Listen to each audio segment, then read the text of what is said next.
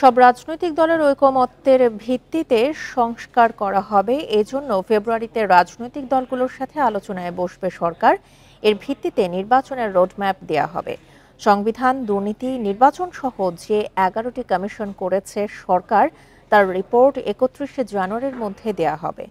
তবে কাজের সুবিধার্থে 6টি কমিশনকে আরও 1 মাস সময় দেওয়া হয়েছে। বিকেলে ফরেন সার্ভিস একাডেমিতে এক সংবাদ সম্মেলনে সরকারের 3 উপদেষ্টা এসব কথা জানান। তারা বলেন, শেখ হাসিনা সহ বিগত সরকারের যারা মানবতাবিরোধী অপরাধে জড়িত ছিল তাদের বিচারে উল্লেখযোগ্য অগ্রগতি হচ্ছে। আগামী নির্বাচনের আগেই ট্রায়াল কোর্টে এই বিচার করা সম্ভব হবে বলে আশা করা হয় সংবাদ সম্মেলন থেকে।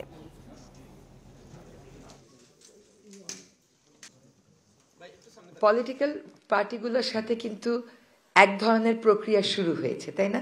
কারণ তারা তাদের লিখিত মতামত দিয়েছেন। তো কাজেই আলোচনাটা, আনুষ্ঠানিক আলোচনাটা আমার ধারণা কমিশন প্রধানরা যখন একটা পর্যায়ে চলে আসবেন, ফেব্রুয়ারি মাঝামাঝি জায়গায় আনুষ্ঠানিকভাবে শুরু করে দেওয়া হবে। যেই গতিতে এই মামলার তদন্ত কাজ এগোচ্ছে, সম্ভবত আপনারা আশা করছি মার্চ থেকে শুনানি শুরু হয়েছে এটা দেখতে পারবেন।